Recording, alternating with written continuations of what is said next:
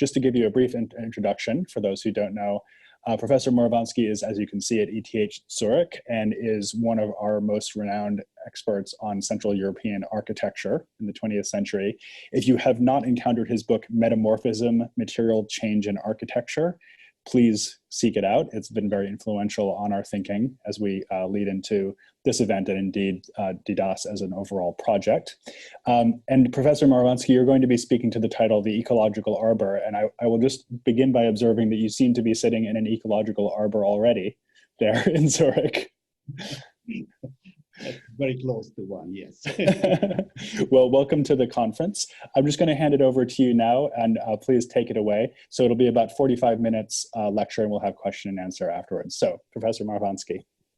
So, thank you very much, Glenn, for introducing me, and thank you, Arne, for inviting me, and Birte for the very kind and very effective guiding me through the the technological complexities of the Zoom.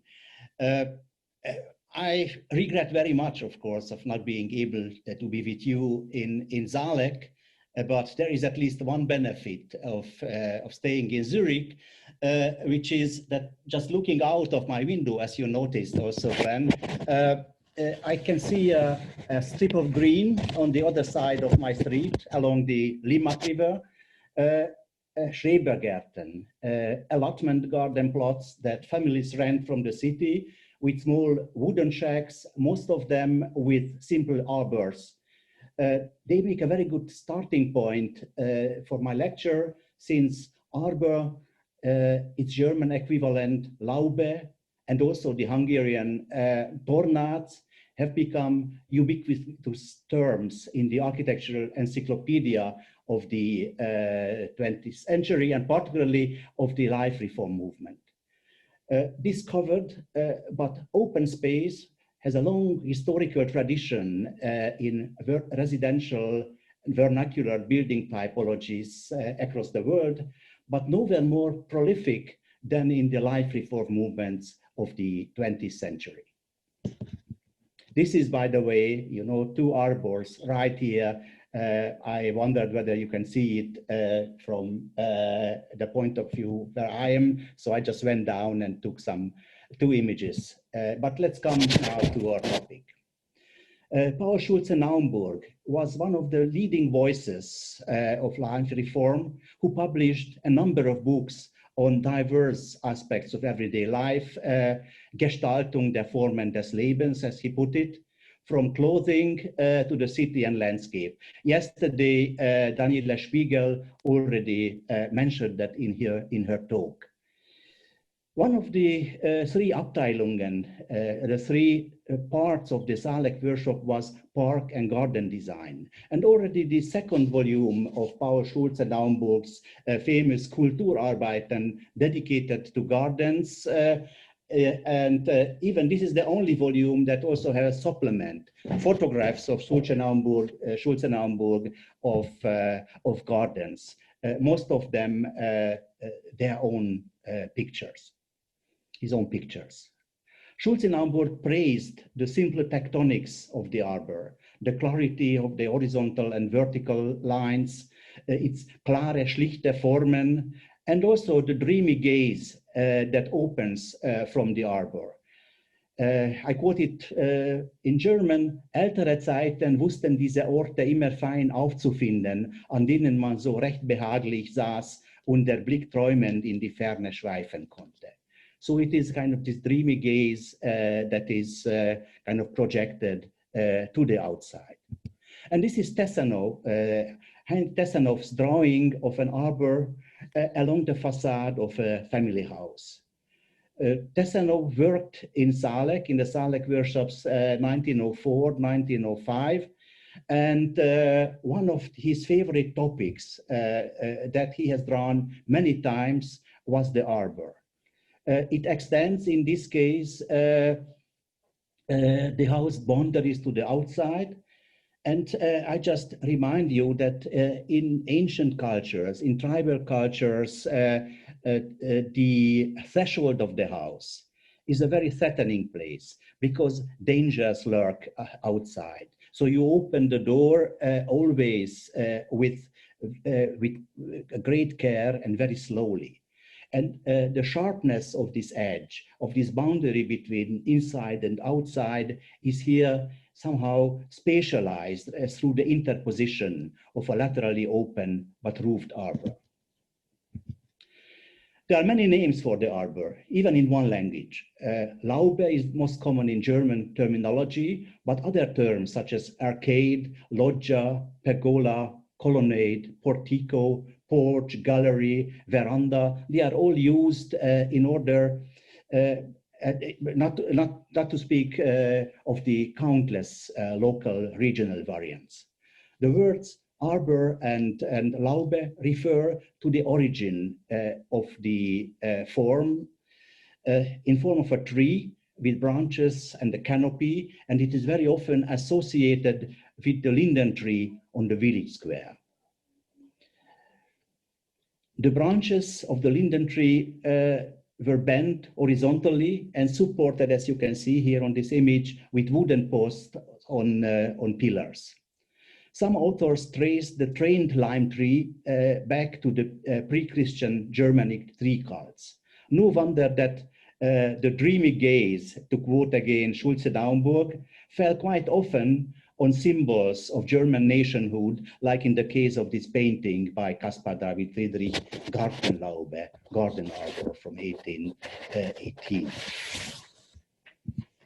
On the other hand, we associate the veranda, probably because of the Sanskrit origin of the word, which is baranda, with distant countries. It was also a sign of a European way of life in the colonies, spread by the Spanish and the Portuguese from Bengal to Africa. In more recent studies, like in the recent doctoral thesis of Ariane Komeda on German colonial architecture in Namibia, the veranda is the space of exchange, I quote, transformative interaction of dominant and local cultures. And the ancestor of this Southwest African journal, Verandastunden, was very likely the Gartenlaube that you see on the right-hand side, the first German illustrated magazine for the masses that had, I think, about 400,000 of copies printed, established in 1853 in Leipzig. In the Hungarian language, the open arcade, which connects to the long side of the farmhouse under the projecting saddle roof, is called tornác. But whether arbor, porch, veranda, or tornác, this threshold space paradoxically does not weaken the idea of the house at all. On the contrary, the relationship between inside and outside depends on the exact dimensions of the arbor. It guides and frames the view from the interior by creating a sequence of scaled rooms. The arbor has a mediating function also in terms of climate. It protects against sun, wind, and rain, and mitigates these influences without completely excluding the elements, as the doors and windows opening into the arbor can be kept open. The socially structuring function of the arbor is even more important. Although it is part of the spatial hierarchy of the house, it also belongs to the public space of the street, or in the case of the tornác, to the semi-private space of the yard, which is shielded from the street by a fence. The tornác was always a place of exchange. Visitors who did not belong to the family circle sat normally on the tornác. Its shorter form that does not spread out along the entire facade, only in front of the entrance, is called koldusállás, the beggar stand, because the poor could eat the meal that they received here. The elderly took their afternoon nap in the shade of the tornác. Women sat together chatting and embroidering. And this was, as you can see, a very popular motif in Hungarian genre painting of the 19th, early 20th century. The phenomenological uniqueness of the arbor had been represented and mythologized also by painters and writers.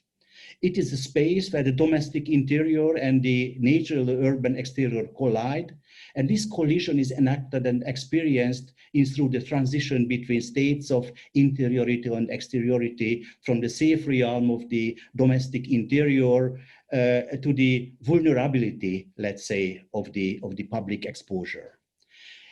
In this threshold space, certain social rules of domesticity are suspended.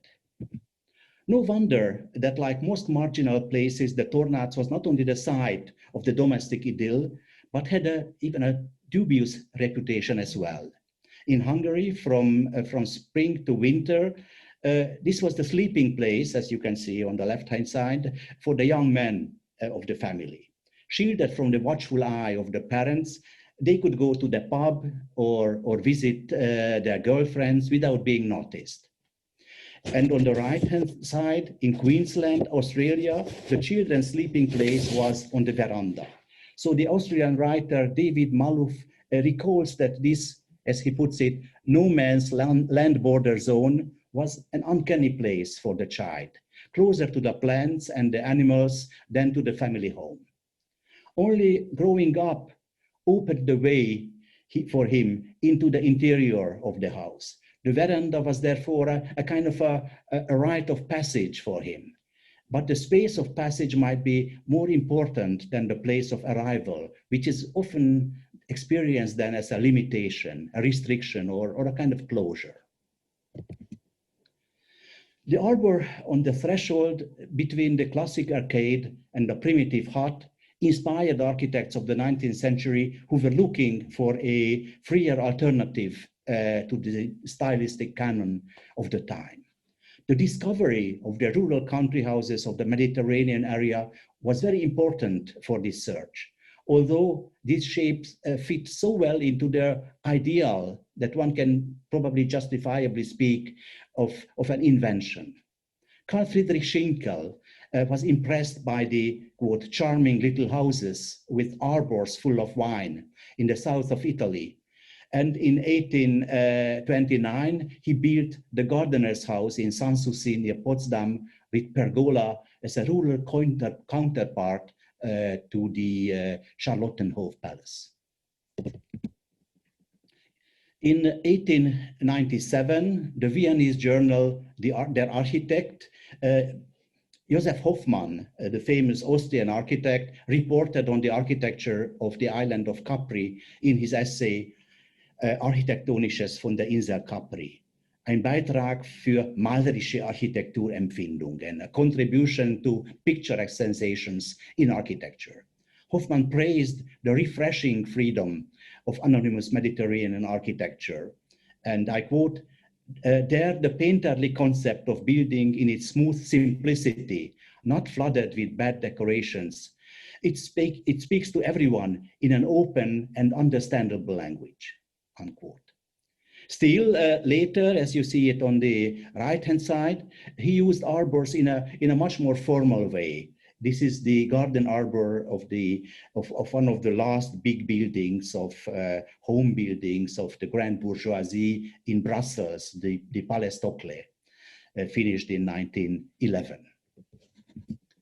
The arbor and the pergola became frequently used motifs in Otto Wagner's master school in the early modern architecture of the 20th century to present the city, the house, the living space, and the garden as a kind of a continuous cell conglomeration, to quote here Otto Wagner. On these drawings by Wunibald Deininger, Rupert Pokorny, Oskar Feigl, the arbor appears as one unit of the structural frame of the building that can be filled with rooms, with masonry, or even left open as a kind of a pergola.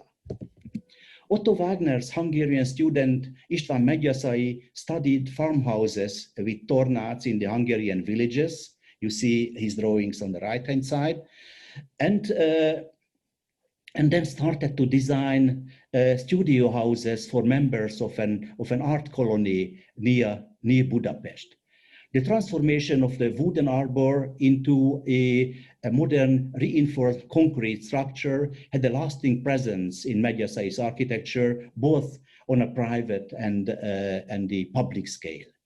He explained his views on evolution and material transformation in a lecture given in Vienna in 1908. And he developed his ideas, I'm sure, under the influence of Semper's theory of Stoffwechsel, of material transformation, how first simple rural structures that are impermanent, made of wood, perishable, then become transformed into something, and therefore they are carriers of cultural memory. This is basically the basic idea also of the book that you mentioned, Glenn. Mediocized buildings and ideas impressed the American architect Francis Onderdonk, who was trained in Vienna and discussed mediocized architecture in his book that was very influential in the United States, the ferro-concrete style that came out in 1929. Variations of the arbor theme appear in modern Central European architecture, designs of the Wagner School I mentioned, but also buildings by Josef Frank, Oskar Strnad, some of them you see here on this slide.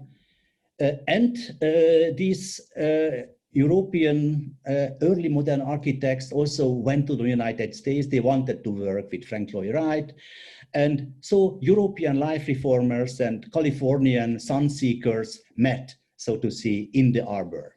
You see here Rudolf Schindler's Lovell Beach House in Newport Beach, Los Angeles, 1926. And on the left-hand side, the children of the two architects, the wives, Pauline Schindler, Leah Lovell, and their children dancing in the garden outside. The arbor as a threshold space was also a threshold with regard to the legality or illegality of its habitation. Arbors were built after 1900 in villa colonies as well as in allotments and worker settlements. Depending on their position in the social hierarchy, the arbors were also biopolitical instruments for implementing the state's intentions regarding hygiene and household. So first, at the beginning, it was, and it's still the situation in Zurich, I guess, that you are not allowed to sleep in these arbors of the allotment gardens. But when the impoverished rural population in Germany poured into the industrial cities in the late 19th century, many families lived in wooden arbors in small vegetable gardens on fallow land that was leased from the landowner. Small buildings with a floor area of up to 30 square meters and an arbor up to 10 square meters were allowed to be permanently inhabited because of the scarcity after First World I. And despite the warning of the police departments that I quote, the arbor colonies were shelters for light, shy pack, unquote. After the First World War, the land was confiscated and the allotment garden settlements expropriated in order to alleviate food shortage through vegetable cultivation. After the war, these Lauben colonies, these arbor settlements were transferred to the associations and protected from privatization. Architects like Ernst May, who later became responsible for the New Frankfurt, published in the journal Die Volkswohnung proposals for minimal dwelling arbors in the allotment garden. You see one of his realized projects on the left-hand side. May's war experiences in Romania, a drawing on the right, probably flowed into this proposal. He reported on farmhouses with arbor in Romanian villages in the magazine Vasmuth Monatshefte.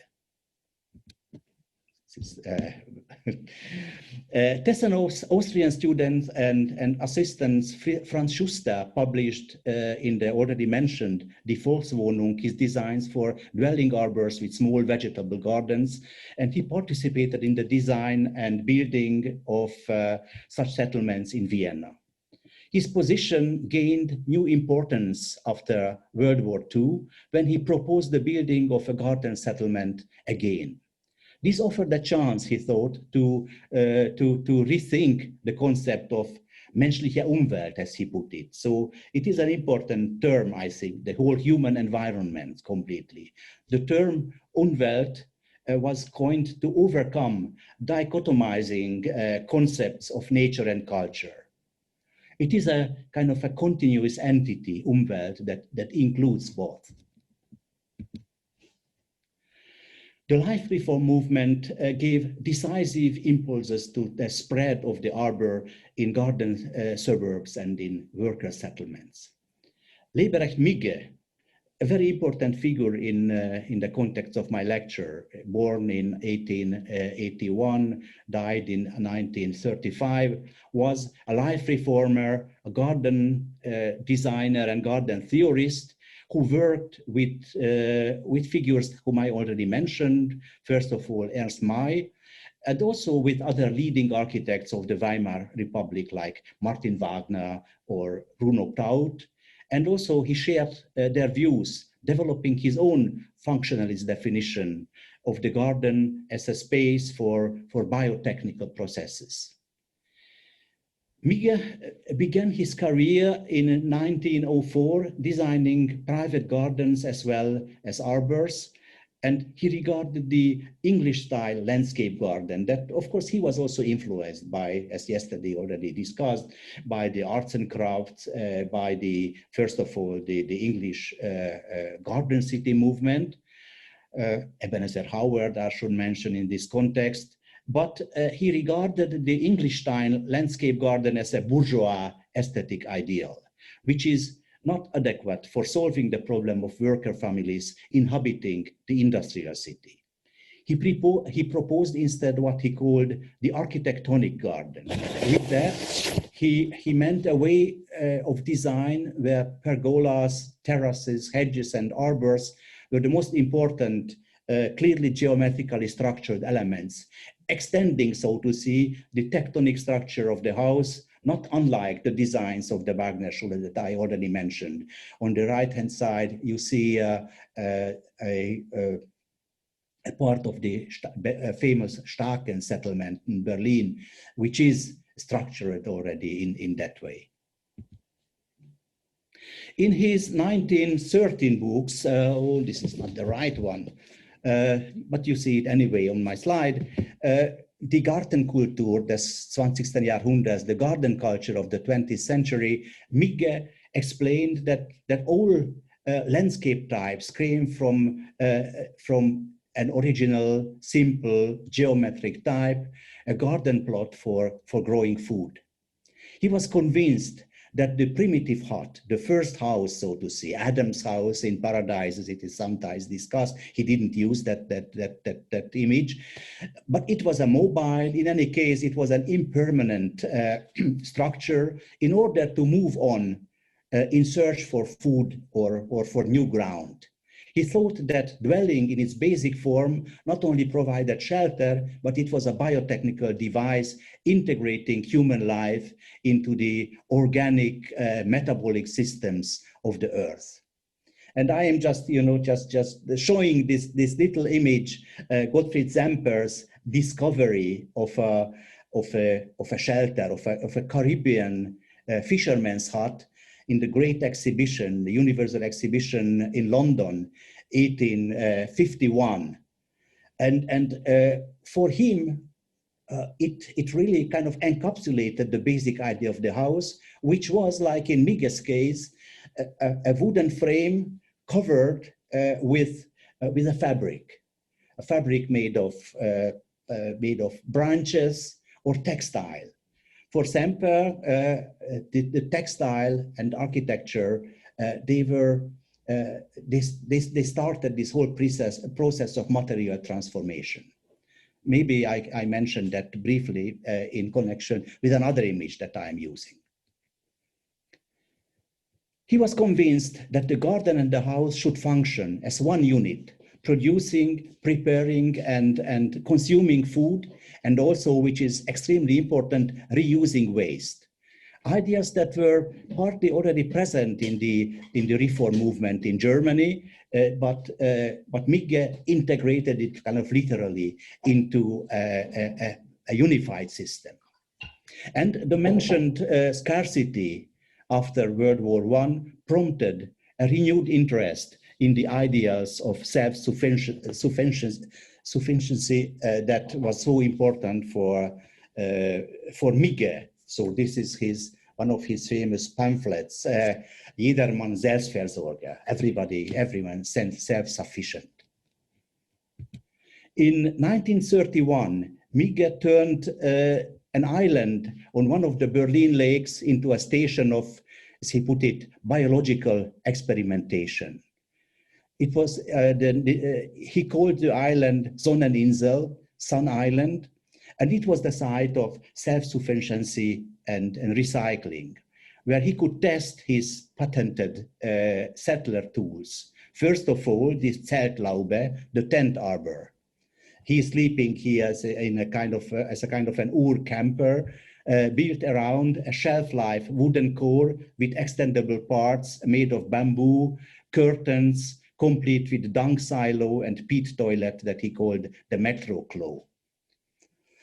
So again, I think it is a rather fitting comparison with the ideas of Semper, who pointed out the common roots of the two terms Gewand, the clothing, and Wand, the walls of the house.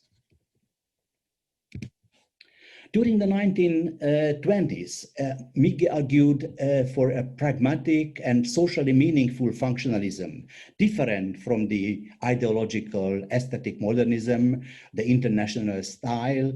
He viewed the garden not as a bourgeois escape from the big city, but rather as a technical artifact to improve life in modern society. He used the term biological rather than ecological, and this notion connects him to ideas that were around. Peter Kropotkin, who wrote on fields, factories, and workshops, Raoul Francais, who was a kind of a popular scientist who published, for instance, on the life in the fields, das Leben im Ackerboden, and even Laszlo Moholy-Nagy, the concept of biotechnology that was also well received from architects like Alvar Aalto, whom we also associate with the organic movement. The concept of biotechnology meant a kind of a reconciliation of biological and technological processes, nature, and culture as cultivation. Cultivation as a continuous ritual care for the earth and for the soil as well. In Mige's view, house and garden constituted one biotechnical system, as the diagram on the left-hand side shows, on the reuse of household waste, including, and it was very important for Mige, he wrote a lot about that, including human waste. So that's why the dry toilet, the Metro Claw, was also kind of developed by him and also patented. And the image in the middle shows a compost sty, an arbor for solid waste in different stages of compostation in Mige's Sonnenhof in Worpswede. All these images are taken from the book Deutsche Binnenkolonisation, a book with a title that is also delicate, and that's why the new reprints came out with a different title, Der soziale Garten, das Grüne Manifest. The aesthetics of functionalism was not really important for Mige, but in his books, first of all, in the one that I just mentioned, he frequently referred to Le Corbusier's houses for their environmental qualities. Showing a roof garden on the right-hand side, for instance, he commented that his praise for this architecture is really very relative, though. Although such solutions are acceptable, they are not really virtuous. Instead of living in a flat or in a tenement block, he urged to resettle, to start a whole new movement, to recultivate the land. The search, and now I'm starting a very different chapter. The search to establish a historical lineage of the arbor as an architectural type was distorted by nationalist ideologies in the 1930s. The architect Erich Kuhlke, who was, like many other architects whom I mentioned today, was a student of Heinrich Tessenow, and he published this big volume, Die Laube als ostgermanisches Baudenkmal unter besonderer Berücksichtigung der Bauernhöfe an der unteren Oder. The arbor as an East Germanic architectural feature with special consideration of the farms on the lower Oder. In 1939, this book came out and is a document of the Völkisch house research of the Nazi era. With reference to archaeological excavations, Kuhlke traces back all forms of the columnar hall, the Greek temple, and the loggias of the Italian cities to Germanic roots. So therefore, you know, these twin images in the middle are published as such in this book by Kuhlke. With this daring thesis, however, Kuhlke prompted the Hungarian architect, architectural historian, and critic Virgil Bierbauer for a critical review. Bierbauer was a very important voice of modern architecture in Hungary, editor of the important avant-garde journal Tér és Forma, Space and Form, and he rejected Kuhlke's thesis on the origin of the arbor, maintaining that it is an invention of the East. Bierbauer compared the Laube with the Hungarian Tornács and found a diametrical contrast. The entrance and the arbor of the German house are on the gable side and open to the street, and the Hungarian one is on the eave side, oriented toward the courtyard and shielded from the street. Bierbauer compared this latter solution with the layout of Chinese courtyard houses, where the obstructed view from the outside served to protect against evil spirits. Bierbauer is constructing here an East-West dichotomy and making here a geopolitical argument that was omnipresent in the Hungarian architectural debates, and not only in the Hungarian ones around 1940. What gave the positions of Kuhlke and Bierbauer, respectively, topicality was the attempt in these countries to make the arbor now an integral part of modern housing developments. The final chapter of Kuhlke's book, Die Weiterführung der Laubenbauwesen, was entirely in the service of the German Ostplanung, which was supposed to provide building times for the new peasantry, for the Neue Bauerntum. In the 1930s, the arbor and the arcades were widely used in rural housing developments, but Kuhlke saw an even brighter future for the arbor as Völkischer Bauwert, as a national building value, to be used for solving many tasks, such as petrol stations, as you can, of the Reichsautobahn, as you see on the right-hand side, youth hostels, military buildings, etc.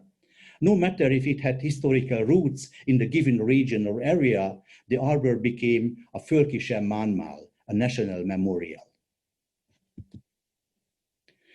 As you can imagine, in Hungary it went into another direction, but also there, after the big floods of 1940, UNCHA, the National Fund for the Protection of People and Families, was set up to enable large families of farmers to buy standardized houses on the countryside. More than 1,000 UNCHA homes have been built with government support. Arbor and pitch roof were indispensable components of these buildings. The regional differences were made visible in the design of the arbor, whether they used wooden posts, brick arcades with semicircular or flat arches. The house should, however, educate its residents to lead the right way of life, at least in the mind of the people who administrated this whole program, in accordance with the paternalistic ideas of the state. Also here, the arbor has lost its significance as a threshold space and withered into a mere sign of national or regional identity, as its reduced dimensions made its traditional use almost impossible. After World War II, the arbor took on a new significance. In state socialist countries, like in Hungary, first of all, in the 1960s, 70s, the former ideological pressure of Stalinism eased. A weekend in a small house on the shore of a lake appeared for many within reach, and the most appreciated pleasure of everyday life, particularly as foreign travel was out of reach. The large state-run design offices produced and published such standardized, simple house types with arbor. This model, for instance, has this appealing title, Pinot Gris. So I am now at the end of my slides, and just I wanted to show these final examples, also to add another political dichotomy to the ones that I brought up earlier, to the arbor's interstitial position. The already discussed polarities such as interiority and exteriority, warm and cold, private and public. So you see all these divisions that make very often discussion of this architecture even too reductionist. Lieberich Migge himself severed his Kropotkinian anarcho-socialist roots in the 1930s and turned toward the political right. The seeds of a regressive interpretation of arbor were probably already planted with the very ambiguities of the concept of biophilosophy, with the cult of soil and sunshine.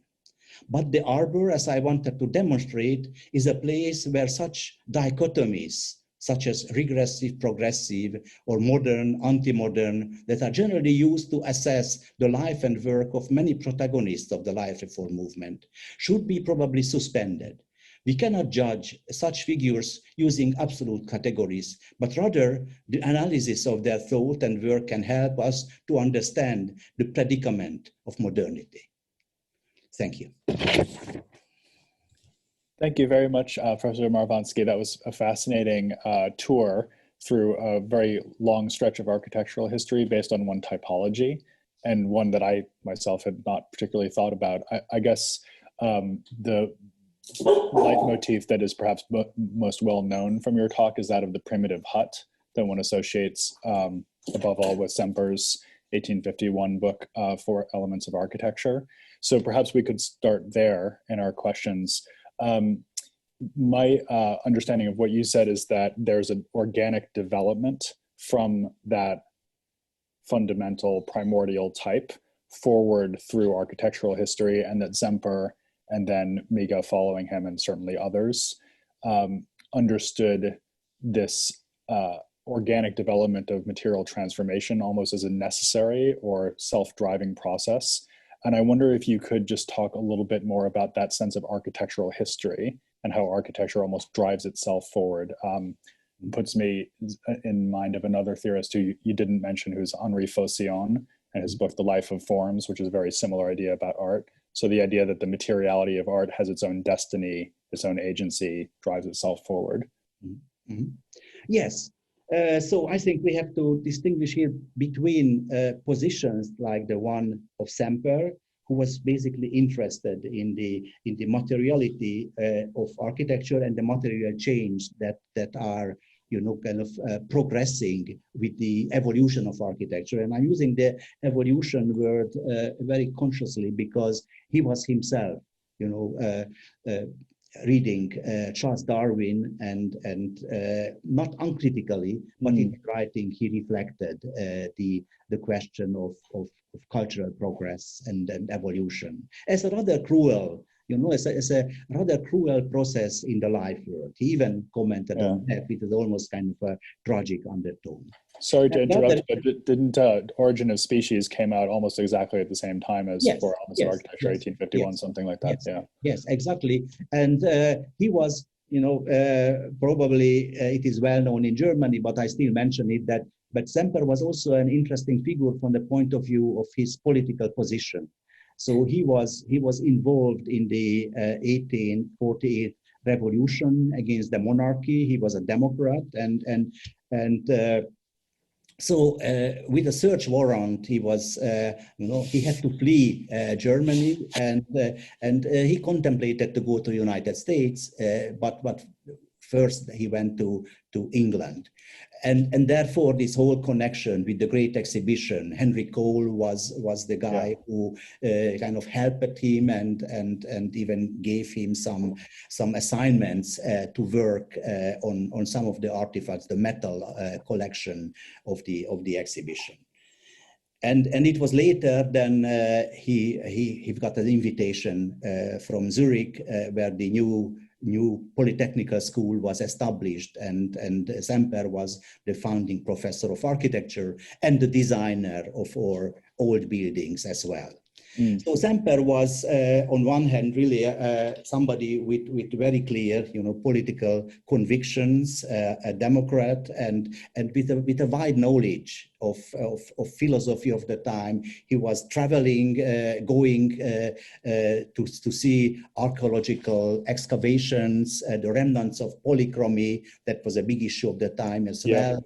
So the use of color in architecture, and well, to kind of outline shortly his conviction, it was that architecture starts with a basic fulfillment of needs. Protecting the body, like the clothing, but in the next step, there is a transformation from something that is just really the first response to those bodily needs into something that is permanent. And that still shows this whole chain of material transformations. When textile is turning into this kind of fabric of tree branches, then it is turning into stone, and even he thought that these colored tiles of the architecture in the Middle East, in Iran, and so on, it is still showing the influence of the woven textile, the woven fabric. So it is now detached really from the direct technology, because those kind of masonry walls are not woven, of course, but they somehow, like in a mirror, they show the entire development. And this memory of architectural history that is encapsulated in one architectural object is for him really the basics of culture, the memory that is in that way formed. And it has to be also shown. So it is something that you mentioned, Semper, Kenneth Frampton, who is one of the most important architectural theorists today, used Semper also to criticize some developments in contemporary architecture. The tectonics, which is kind of rooted into the ground, which responds to certain constructional truth. And on the other hand, the spectacular, the big objects, the stars, the star cults, whatever, the media culture that is omnipresent in architecture. It is interesting, of course, that for Semper, theater was not something that he condemned, but he thought theater makes exactly that thing which I just tried to describe, where there is an event, an historical event that is in itself maybe unimportant. But when it is enacted on a stage, then we certainly all feel, the relevance of this single fact. So this kind of transformation, which was for Semper in architecture or in design, because he was not only concerned with architecture, but he analyzed all kinds of other, not what we call, the paintings and so on, but all kinds of technical artifacts, ceramics,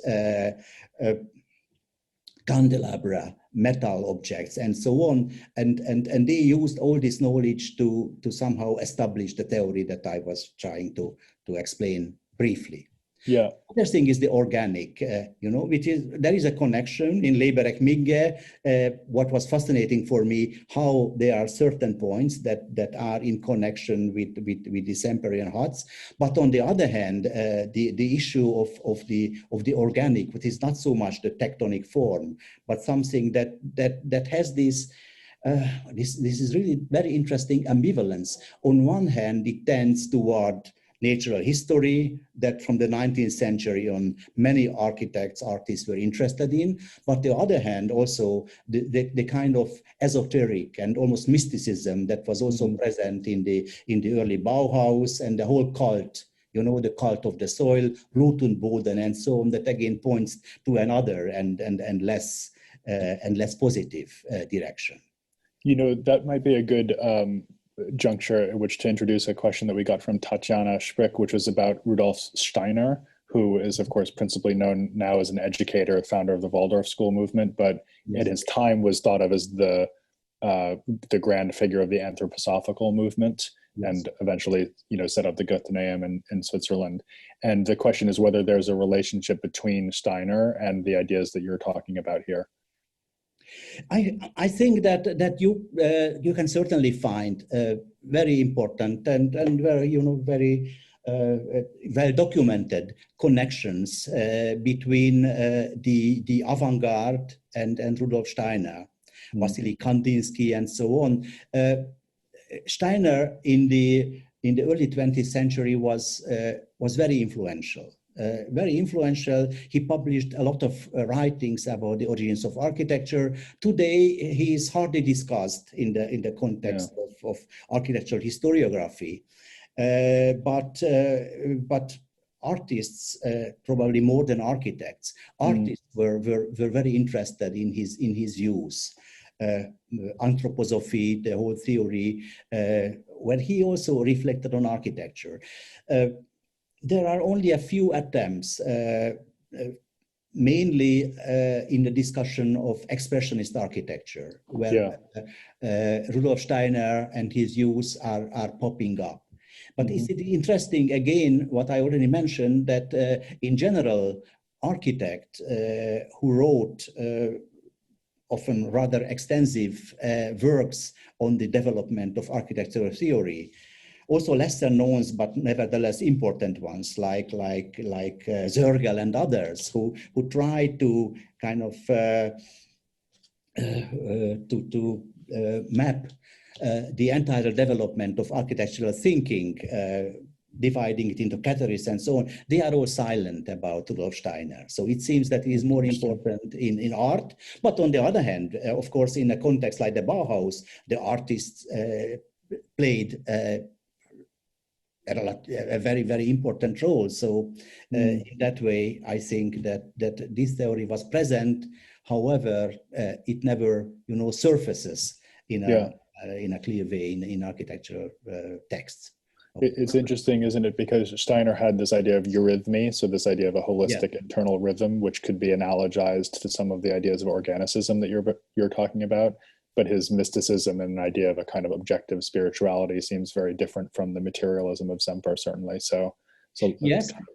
On the other hand, you know, it is. I myself in the book that you mentioned, I'm discussing this because it is without referring to Semper, but when the first big Goetheanum building that served as the center, you know, center for his teaching and for his followers, burned down. It was built in wood, and when it was rebuilt with a similar form, then it was made out of concrete.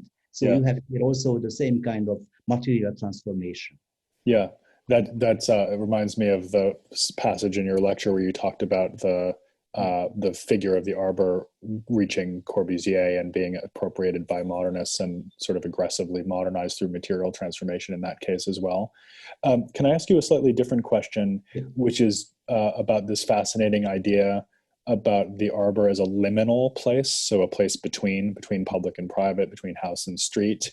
And I was wondering what you thought about the idea of the arbor as a viewing mechanism.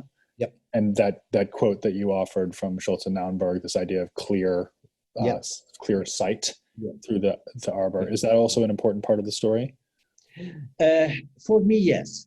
But I should think more about that. But my first response that was briefly mentioned in the lecture is the way, you know, you are looking out of the house, and then you have a the arbor also as a kind of a framing device. Yeah. That you don't just, look out to your garden or the plants or whatever, but first you have this frame, which is like in the drawings of Pesano. It is not just a kind of a hard-edged construction, but it is covered with plants and so on. So it has contours that are kind of starting to dissolve. I'm saying this because I have in mind some drawings by Tesseno. I don't have the books, which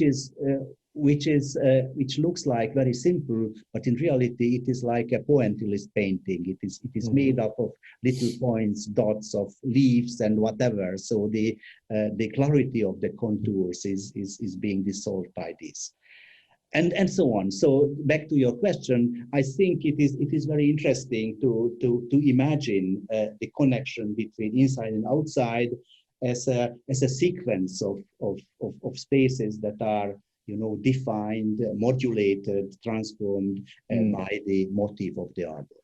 So from the inside, that probably you can also think about it from the outside. Do you have any thoughts about the term heterotopia in this context? And this is, of course, from Foucault, the idea of a space that's other to normative space. That might be a bit of a reach, but I was thinking that because of its liminal quality and its relationalism, in other words, it changes the house by adjoining it, and similarly the street. You are right. So I didn't think of that, but as you are saying that, I think that would be really worth to imagine the space of the arbor as a heterotopia. Yeah. Certainly, one can also add some, documents from literature. There is a fascinating artist today, a Czech artist working and teaching also in Austria, František Lesák, who is trying to reconstruct a space that is described in literature. In this concrete case, it is the French nouveau realist Alain Robbe-Grillet, who in the book The Jalousie describes the arbor and the jealous husband is always, it is described from the point of view of the husband. And he is always observing her wife on the arbor through this sunshade between the interior and the exterior. So on one hand, the arbor may appear as a space of freedom from the point of view of the wife, but in reality, it is a strictly observed and controlled space from the point of view of the husband. Okay. Let me ask you just one last question, Professor Moravánszky, and then I know that Arne has one as well. I just wanted to ask you about the arbor as a prototype for contemporary architecture. So you've already mentioned Kenneth Frampton, his emphasis on tectonics. So we can see a very rich source there, perhaps, for thinking about contemporary practice that's against the postmodern image-led version of architecture. But you had mentioned this phrase in German, menschliche Umwelt, so a human environment and a sense of holistic integrity, and also this idea of cell organization, which I thought was very striking in the image that you showed of post-war Hungary. Yes. So the idea that the arbor was a kind of propagating unit that could be replicated and turned into an environment. So do you see resonance of the idea of the early modern arbor in the contemporary architectural field? I see certainly the potential, and punctually also some solutions going into that direction. It has to do, on one hand, this very recent development in urban design, where the public and private space are kind of juxtaposed. Let's put it that simple way. So a housing area where you don't you are not really sure whether you are in the apartment of somebody already or you are on the street. But it is intentional, of course. It should reinforce community spirit, the identity of a group living together, large families with the elderly, this kind of new search of ways how people can live together. And today, in this very recent situation with the pandemic and so on, the home office, I think they all point into that direction to, at least I don't want to emphasize here the arbor as a solution, of course, but to find architectural solutions when this kind of scaled spaces between private and public are provided for all kinds of activities that has to do with work, with the family, with caring of the other, and so on. So I see certainly the potential, and I think one could probably easily find also some projects where this is already picked up by the design.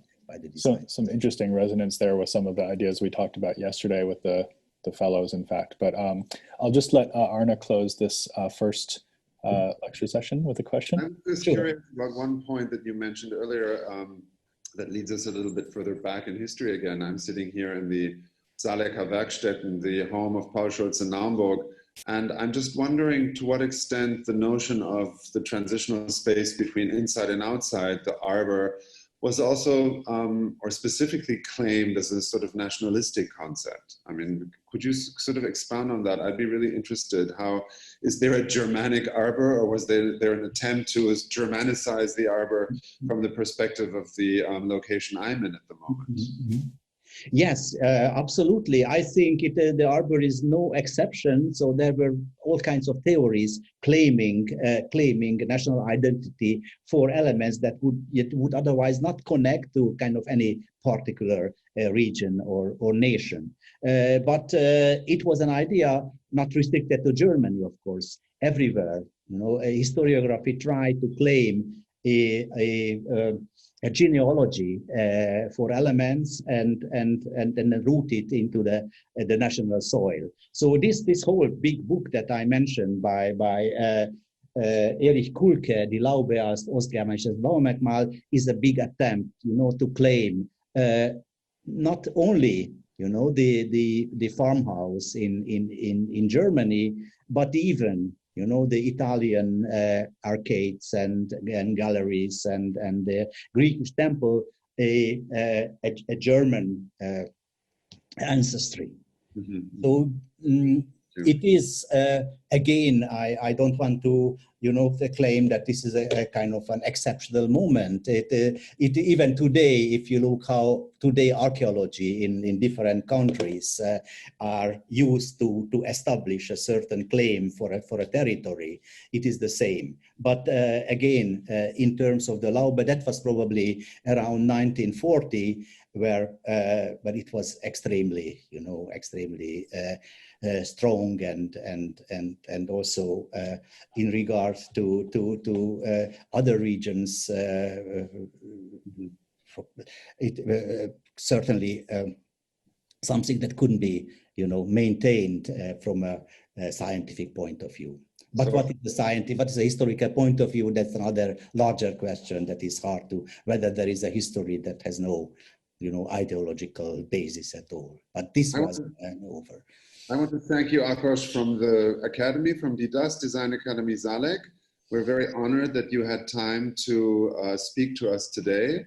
And I want to extend an invitation for you in person to come and explore the property here in Zalek, which is really worth a visit with all its historical connotations and the future we are empowering. It's really quite an experience. And I'd like to hand back to Glenn to take the reins into his hand and lead over to our next speaker. Thank you, Arne. Zalek is since years, it's on my list of the places that I want to visit. And I hope that this time it will really work out.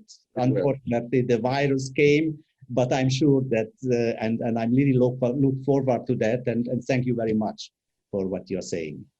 Thank you also for inviting me to this virtual visit to Zalek. Excellent. Well, thank you also from myself, Professor Moravánszky, for that extremely enlightening and profoundly informed talk. It's a real pleasure to have you. That really helped me to think further about these issues.